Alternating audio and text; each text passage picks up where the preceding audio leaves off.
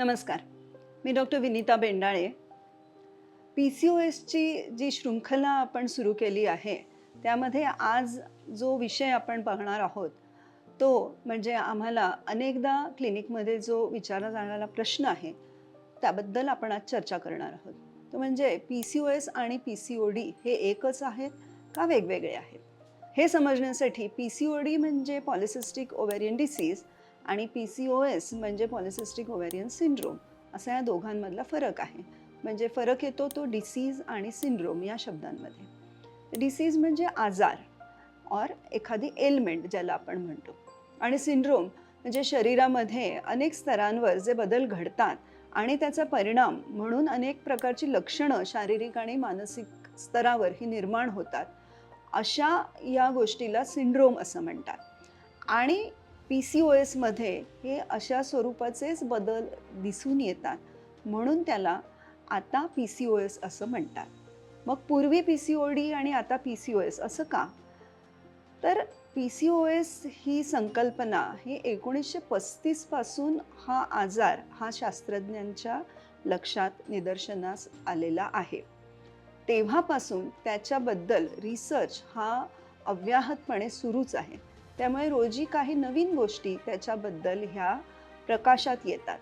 आणि म्हणून ज्यावेळेला असं लक्षात आलंय की ह्याच्यात होणारे बदल हे फक्त एखाद्या आजारापुरते मर्यादित नाही आहेत, तर सिंड्रोममध्ये ज्या प्रकारे बदल हे अनेक स्तरांवर घडतात आणि त्यामुळे अनेक स्तरांवर लक्षणं दिसून येतात, त्यामुळे ह्याचं नाव आता PCOS असं आहे. आणि ही गोष्ट शक्य आहे की नजीकच्या काळामध्ये PCOS हे नाव बदलून त्याला काहीतरी वेगळं नाव येण्याची सुद्धा संभावना आहे. मग आपण जेव्हा म्हणतो की हा सिंड्रोम आहे, तर नक्की काय होतं? का हे बदल होतात? एवढ्या स्तरांवर का बदल होतात? आपण आपल्या पहिल्या भागामध्ये बघितलं की ओव्हरीजच्या कार्यामध्ये बदल कशा स्वरूपाचा होतो. तर हा बदल फक्त ओव्हरीजपुरता मर्यादित नसतो. इन्शुलिन नावाचं एक संप्रेरक आहे, त्याच्या कार्यामध्येही बदल होतो.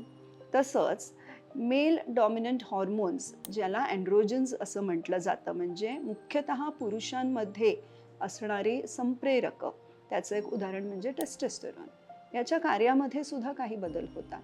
आणि हे जे काही कार्यांमध्ये बदल होतात, ओव्हरीजमध्ये होतात किंवा आपण आत्ता बघितलं जसं अँड्रोजनमध्ये होतात, इन्शुलिनच्या कार्यामध्ये होतात, हे त्यांच्या पुरते मर्यादित नसतात. त्यांचे एकमेकांच्या कार्यावरही परिणाम होतात.